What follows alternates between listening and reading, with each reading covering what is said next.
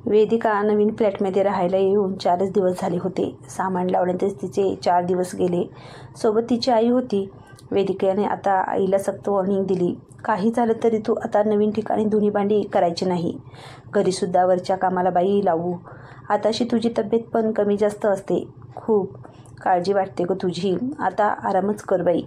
आईच्या मदतीने सामानाची आवरावर करून वेदिका जरा बाहेर पडली. शेजारी जाऊन दूधवाला, पेपरवाला, घरकामाला बाई हे सगळं शोधायचं होतं. तिने शेजारच्या फ्लॅटची बेल वाजवली, कारण आल्या दिवशीच शेजारच्या काकू वेदिकांच्या घरी येऊन गेल्या होत्या. म्हणाल्या होत्या, मी कांता धकाते, बाजूच्याच फ्लॅटमध्ये राहते. नवीनच राहायला आलात, काही लागलं सवरलं तर नक्की सांगा. पहिल्याच दिवशी बऱ्याच गोष्टी लागतात. प्रत्येक वेळी बाहेर जाणं होईलच असं नाही. मुख्य म्हणजे इथे आल्या आल्या त्या चहा घेऊन आल्या होत्या. त्यांच्या हातचा आलं घातलेला वाफाळलेला चहा घेऊनच कामाचा शुभारंभ केला होता. कांता काकू खूप प्रेमळ वाटल्या.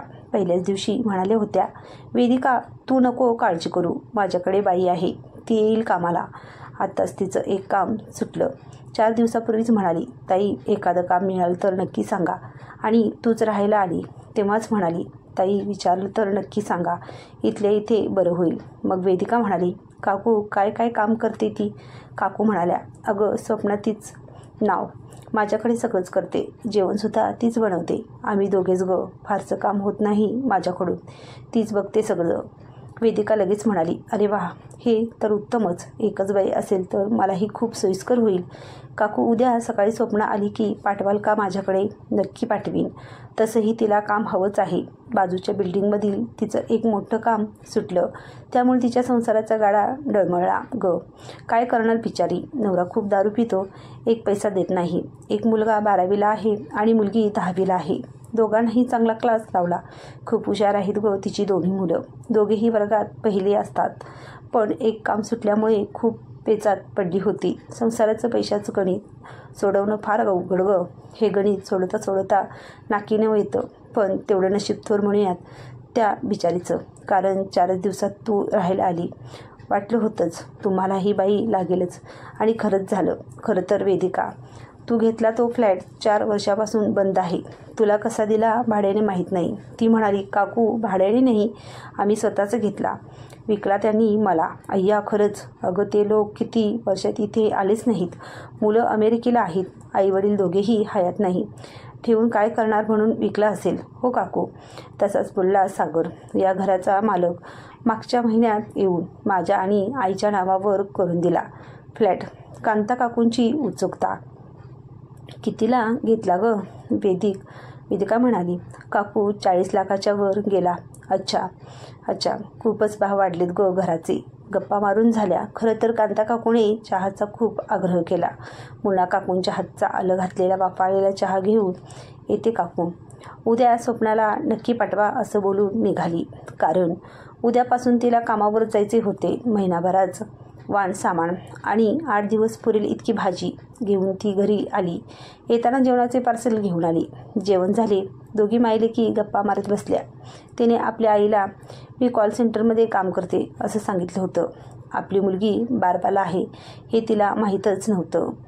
त्या ज्या जुन्या कॉलनीत राहत होत्या तिथला एक सभ्य गृहस्थ वेदिका जाते त्या बारमध्ये आला होता आणि वेदिकाला तिथे पाहून ही वेश्या व्यवसाय करते अशीच अफवा पसरली होती. हळूहळू वेदिकाच्या कानावर ह्या गोष्टी यायला लागल्या आणि म्हणूनच तिने घर बदललं.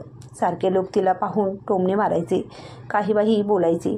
ती तेही सहन करायला तयार होती. पण आईच्या कानावर ह्या गोष्टी गेल्या तर ती पार खचून जाईल याची वेदिकाला जास्त भीती होती. थोडे पैसे साठवले होते शेठच्या ओळखीने. थोडं कर्ज घेऊन तिने हा फ्लॅट घेतला होता. खरं तर जेव्हा वेदिकाचे वडील वारले तेव्हा ती लहानच होती. एक दिवस रक्ताची उलटी झाली आणि जागेवरच तिचे बाबा गेले. आईने खूप कष्ट करून तिला 10वीपर्यंत शिकवलं, पण पुढचे शिक्षण आणि खर्च झेपेना. मग आईसोबत लोकांची धुणी भांडी करायला जायची. लांबसडक केस, शेलाटी बांधा, घारे डोळे, गव्हाळ वर्ण, गुलाबी ओठ आणि गालावर पडणारी खळी सौंदर्याने काठोकाठ भरून त्यावरच्याने तिला खाली पाठवले असावे. आईसोबत कामावर गेली की त्या घरचे तरणे काय किंवा वयस्कर काय सारेच टक लावून पाहायचे. जमाना खराब आहे, त्यात गरीब पण सुंदर मुलगी म्हणजे यांच्या बापाची जायदाद. सीताबाई डोळ्यात तेल घालून लेकीवर नजर ठेवून असायच्या. पण एक दिवस सीताबाईला ताप भरला. रात्री गोळी खाल्ली, थोडं बरं वाटलं. पण वेदिका आज हट्टालाच पेटली. आई तू आज आराम कर, मी आज सगळी कामं करून वेळेत घरी येते. पाण्यात काम करून ताप वाढायला नको. शेवटी तिच्या हट्टापुढे सीताबाईने होकार दिला. घरातलं सगळं आवरून ती कामाला गेली. 2 घरची कामं झाली. 3ऱ्या घरात गेली. काकांनी दार उघडलं. वेदिका काकू काकू करत आत गेली. काका म्हणाले, दिव्या घरात नाही, बाहेर गेली. तुला सगळं आवरून जायला सांगितलं. तशीच ती किचनमध्ये गेली. भांडी घासायला काढणार तेवढ्याच सुबोध, दिव्याचा नवरा, घरात आला. म्हणाला, नाव छान आहे तुझे वेदिका. वेदिका म्हणाली, हो काका, माझ्या बाबांनी ठेवलं हे नाव. 18-19 वय असेल तुझे, हो ना ग वेदिका. हो काका, आत्ताच 19 संपलं. अरे वाह, वेदिका म्हणाली. म्हणजे? तसं त्याने बोलण्याचा रूप बदलला. मग म्हणाला, वेदिका भांडी घासायच्या आधी 1 कप चहा करून देतेस का? दिव्या सांगत होती तू खूप छान चहा करते म्हणून. वेदिका म्हणाली, नाही हो काका, काकू उगाच कौतुक करतात. मग ती म्हणाली, काका खरंच तुमचा चहा ठेवू का? हो हो, तुझ्या हातचा चहाची वाटच पाहत आहे ग सकाळपासून. ठीक आहे काका, थांबा आता पटकन चहा टाकते. आणि चहाचं आधण ठेवलं. साखर, चहा पावडर घेतली. फ्रीज उघडून आलं शोधलं, आलं घातलं आणि गॅसजवळ उभी राहून चहा उकळायची वाट पाहू लागली. दुधाचं पातेलं हातात घेतलं. हात वर करणार तेवढ्यात सुबोधने तिला मागून घट्ट मिठी मारली. ती खूप घाबरली, थरथर कापायला लागली. सोडा मला काका, प्लीज सोडा मला. काका तुमच्या मुलीच्या वयाची मी, थोडा तरी विचार करा. प्लीज सोडा मला. तिने दुधाचं पातेलं खाली ठेवलं आणि त्याच्या तावडीतून सुटायचा आटोकाट प्रयत्न करत होती. बाजूला असलेल्या पकडकडे तिचं लक्ष गेलं आणि डोक्यात चक्र फिरले. हेच ते आपला बचाव करू शकणार अस्त्र. हात पुढे करून पकड घेतली आणि सारं बळ एकवटून त्याच्या डोक्यात घातली. रक्तबंबाळ झाला तो आणि तिला सोडले. थरथर कापत होती ती. सुबोध गुस्स्यातच म्हणाला, आज सुटली माझ्या तावडीतून, पण एक दिवस नक्की या मादक सौंदर्याचा उपभोग घेईन, लक्षात ठेव. काम तसेच टाकून वेदिका पळतच घरी गेली. खूप घाबरली होती. आईला काय सांगावे कळत नव्हतं. काम केलं तरच पोट भरणार होतं. आईला म्हणाली, आई मी 2 घरचे काम केले, पण मला सुद्धा बरं वाटत नाही, म्हणून मी घरी निघून आली. आता सगळ्यांना फोन करून सांगते आजच्या दिवस दोघीही सुट्टीवर म्हणून. आई म्हणाली, ठीक आहे. तशाही आपल्या सगळ्या बायका समजून घेतात. वेदिका पुढे प्रश्न होता, आता पुढे काय? पुन्हा ती धुणी भांडी करायची नाही आणि सभ्यतेचा बुरका पांघरलेल्या या पांढरपेशा लोकांकडे कामाला जायचं नाही. तिच्या एका ओळखीच्या मैत्रिणीने एकदा तिला बारबाला विषयी सांगितले होते. बारमध्ये त्या कशा प्रकारचे काम करतात, तिथे त्या किती सेफ असतात असं बरंच ऐकलं होतं. सकाळी आई कामाला जायला निघाली. वेदिका म्हणाली, आई मला खूप अशक्तपणा जाणवतो, मी आज कामाला नाही आली तर चालेल का? आई म्हणाली, चालेल ग बाळा, खरं तर तुला कामाला घेऊन जायला मला पण नाही आवडत ग, पण इतकी सुंदर पोरगी घरात एकटी सोडून पण नाही जावं वाटत. गरीबाला त्याची इज्जतच प्रिय असते, दुसरं असतंच काय आपल्यापाशी. आणि सीताबाई कामाला निघून गेल्या. वेदिकाने त्या बारवाल्या मैत्रिणीला फोन केला. ती म्हणाली, मी मालकाशी बोलते आणि तुला सांगते. लगेच मालकाने तिला दुपारी भेटायला बोलवले. सोबत तिची मैत्रीण लतिका पण होती. तिची ओळख करून दिली. सर ही वेदिका. सर म्हणाले, वाह काय सुंदर नाव आहे वेदिका, तितक्यात सुंदर तुम्ही. पुन्हा म्हणाले, सॉरी, माझ्याबद्दल तुमचा काहीतरी गैरसमज व्हायचा, पण खरंच नाव आणि तुम्ही दोन्ही सुंदरच. इतकी सुंदर बारबाला असेल तर लोकांचा ओढा नक्की वाढेल. मालकाच्या डोक्यात विचार चमकून गेला. लगेच म्हणाले, वेदिका तुला या कामाबद्दल काही माहिती आहे का? वेदिका म्हणाली, लतिकाने थोडी माहिती दिली आहे. मग त्यांनी प्रश्न विचारला, तुला हे काम का करावेसे वाटले? पैसे कमवायचे इतरही मार्ग आहेतच की. बरं, याआधी तू काय काम करत होती? तिने सुरुवातीपासून कालच्या घटनेपर्यंत सगळं सांगितलं. त्यांना सुद्धा खूप वाईट वाटले. ते म्हणाले, खरंच आपल्या समाजातील पुरुषांची मानसिकता कधी बदलेल देवच जाणो. नशीब तुम्ही त्यांच्या तावडीतून सुटला. खरंच मुलींनी सुंदर असं हा सुद्धा शापच आहे. अरे रे, खरंच खूप वाईट झालं आणि त्यावरून तुमचा समस्त पुरुष वर्गाबद्दल गैरसमज होऊ शकतो. पण वेदिका सगळेच पुरुष वाईट नसतात, इतकंच त्यांच्या तोंडून निघाले. मग त्यांनी तिला तिच्या कामाच्या स्वरूपाची माहिती दिली. त्यांनी स्पष्ट सांगितले, तुला फक्त लोकांच्या ग्लासमध्ये ड्रिंक घालून द्यायचे अगदी कुणी हट्टच केला तर ग्लास त्यांच्या तोंडाला लावून दारू पाजायची. कोणताही अश्लील स्पर्श तुला जाणवला तर ताबडतोब मॅनेजरकडे तक्रार करायची. अति पिला असेल तर त्याला वरच्या रूममध्ये नेऊन झोपवायला वेटर आहेत. शुद्धीवर आला की जातो तो घराची वाट धरून. पण तुम्ही इथे सेफ असणार. तुम्ही म्हणालात तसे वासनेने बरबटलेले नराधम इथेही येतात, पण इथे नियमांचे पालन होते. हा पण तुम्हाला स्वइच्छेने एखाद्याला रिस्पॉन्स द्यावा वाटला तर तो तुमचा वैयक्तिक प्रश्न आहे. मग आम्ही त्यात लक्ष घालत नाही. त्या बदल्यात तुम्हाला जास्त पैसे मिळाले तरी त्यात आमचा काही संबंध नाही. बघा आणि सांगा काय ते. जोवर तुम्ही रिस्पॉन्स देत नाही तोवर तुम्ही इथे सेफ असणार. आणि हो, संध्याकाळी 7:30ला गाडी तुम्हाला घरी घ्यायला येणार आणि साधारण 3पर्यंत तुम्ही जाऊ शकाल. अर्थात गाडी सोडायलाही असणार. नीट विचार करा आणि सांगा. काही काही नाही. तेव्हा घरी काय सांगायचे तुम्ही ठरवा, नाहीतर उद्या घरचे येऊन इथे तमाशा करून जातील. लतिका म्हणाली, सर, माझ्याप्रमाणेच ती सुद्धा कॉल सेंटरमध्ये काम करते असंच सांगेन. अशा प्रकारे वेदिकाचा बारबालाचा प्रवास सुरू झाला. दुपारी आई कामावरून घरी आली. वेदिका अजून आली नव्हती. ती जरा वेळ आराम करत पडली. तेवढ्यात वेदिका पण आली. सीताबाई म्हणाल्या, वेदिका कुठे गेली होती? तिने आईच्या गळ्यात हात टाकला. म्हणाली, आई, मला कॉल सेंटरमध्ये नोकरी मिळाली. संध्याकाळी 8 ते 4 ड्युटी आहे. पगार पण चांगला आहे. आणि जर टार्गेट पूर्ण केलं तर वरून इन्क्रिमेंट मिळेल ते वेगळं. आणि हो, घ्यायला आणि सोडायला कंपनीची गाडी येईल. त्यामुळे काळजी नाही. आई, धुणी भांडी करायचं खरंच कंटाळा आला आता. खरं तर तूही आता कामावर जाऊ नकोस. थकली ग आई तू. किती कष्ट करशील. आता तुझी मुलगी चांगली कमावते. सोड सगळी कामं. आई म्हणाली, बाळा, पैसा कितीही असला तरी कमीच ग. आणि तुझं लग्नसुद्धा करायचं आहे. झाली की आता 20ची. राजकुमार तर नाही, निदान तुला सुखाची पोटभर भाकर अन मनापासून प्रेम करणारा जोडीदार मिळावा इतकी माफक अपेक्षा ग. कुणाच्या दारात माझी पोर धुणी भांडी करायला जाता कामा नाही. आपलं घर, लेकरं बाळं सांभाळावे इतकंच या म्हातारीचं स्वप्न आहे ग. वेदिका आईच्या गळ्यात पडली. म्हणाली, आई, मी लग्न ठरलं की माझ्या होणाऱ्या नवऱ्याला सांगेन. बाबा रे, मी सोबत माझ्या आईला घेऊन येईल. आई म्हणाली, वेडाबाई, असं काही होत नसतं ग. आणि दोघी हसायला लागल्या. सकाळी वेदिका जरा उशिरानेच उठली. धुणीभांडी करताना कपडे इतके महत्त्वाचे नव्हते, पण आजपासून एका वेगळ्या आयुष्याला सुरुवात करायची होती.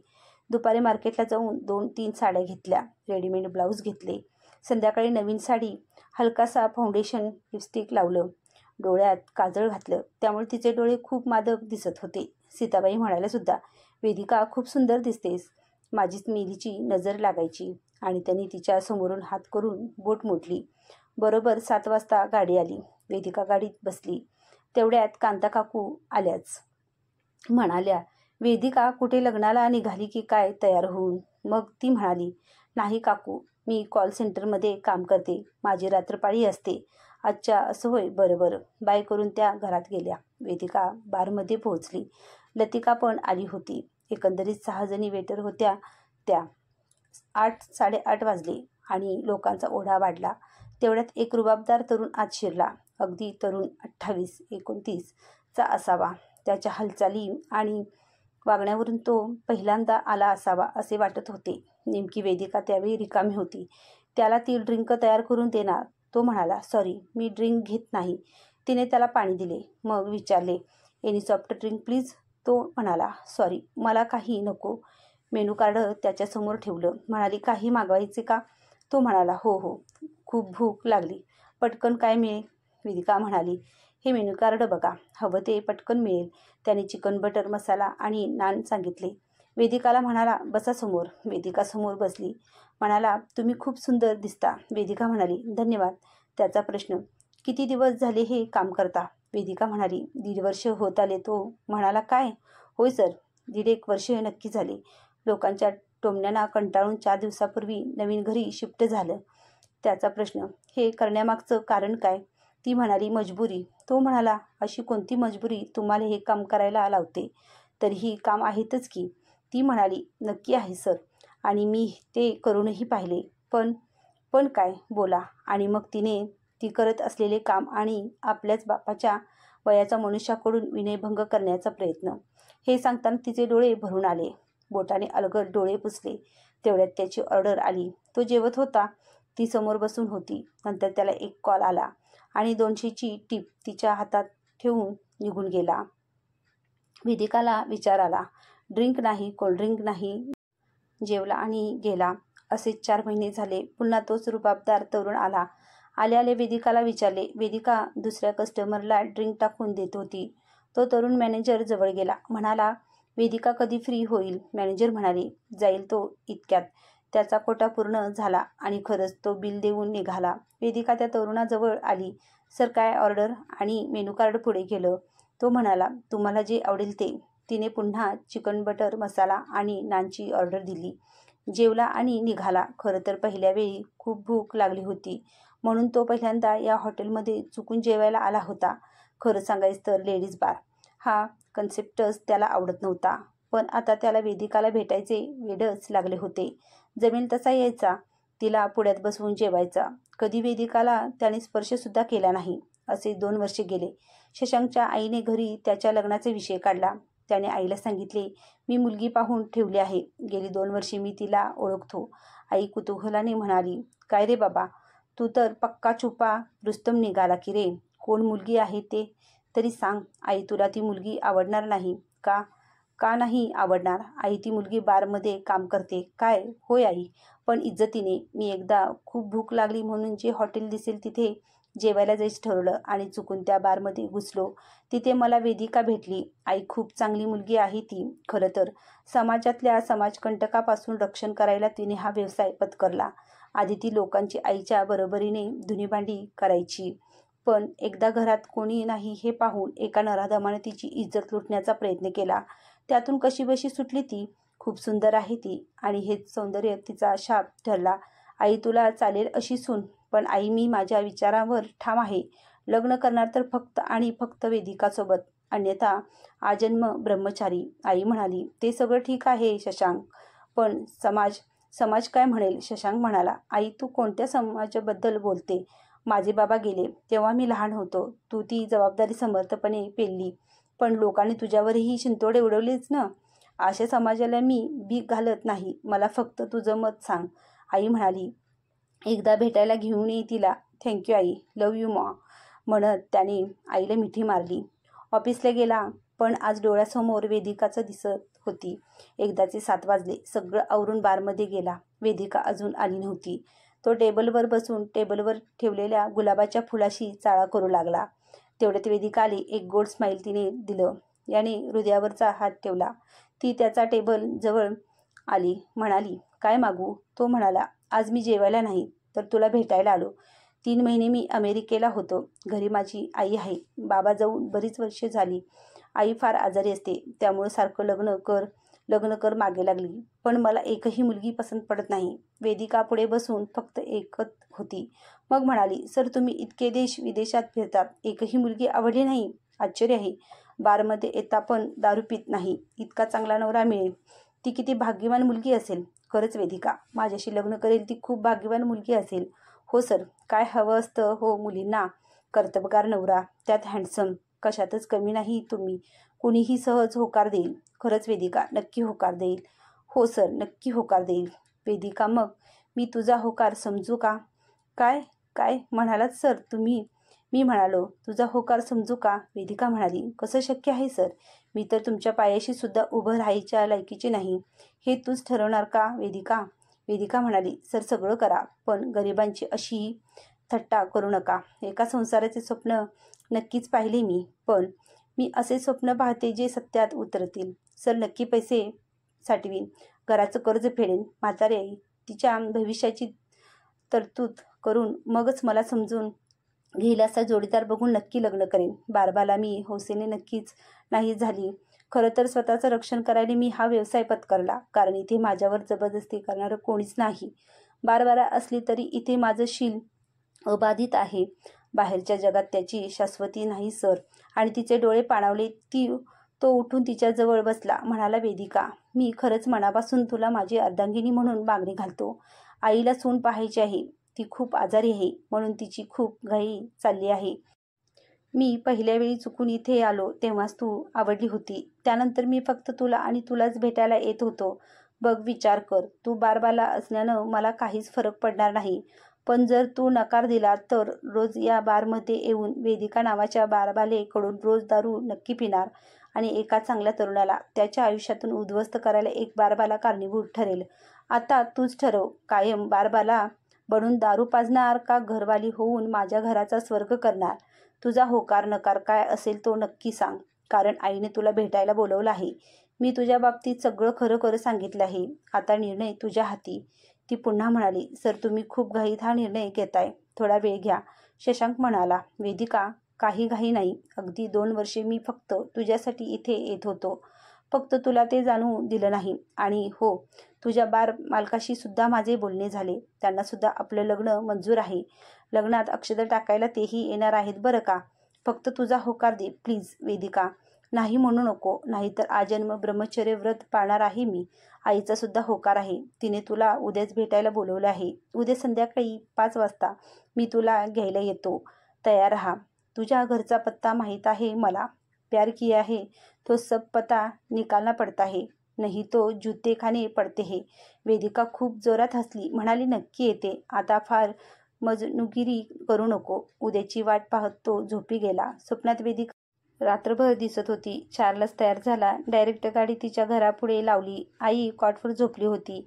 वेदिका छान साडी नेसून तयार होती. तिने शशांकसोबत तिची ओळख करून दिली. बाकी कालच सांगितलं होतं. वेदिकाला घेऊन तो घरी आला. आई वाटच पाहत होती. इतकी सुंदर आणि रेखीव दिसत होती वेदिका. शशांकची आई पाहतच राहिली. म्हणाली, शशांक खरंच हिरा शोधून आणलास तू. खूप आवडली मला तुझी पसंत. चला वेदिका, आईला सांगून आता लग्नाचा बार उडून टाकू आणि तो बार कायमचा बंद करू. वेदिका नमस्काराला पुढे वाकणार. शशांकची आई म्हणाली, अगं लक्ष्मी, तू या घरची सदा सुखी राहा, सदा सुहागण राहा. शशांकची आई शशांकला म्हणाली, शशांक खरंच ग्रेट रे बाळा तू. एका बारबालेला समाजात मानस्थान दिलं. लोकांचं काय ते 4 दिवस भुंकतील, थकले की आपोआप गप्प बसतील. जगाची रीतच ती. चला आता तयारीला लागा. लवकरच मुहूर्त काढू लग्नाचा. शशांक चल गाडी काढ. आताच वेदिकाच्या आईला ही गोड बातमी सांगू आणि आज वेदिकाचं बारबालेचं सत्य पण सांगू. काय वेदिका, सांगूयात ना? हो आई, नक्की सांगू. गाडी वेदिकाच्या घराच्या दिशेने चालू लागली.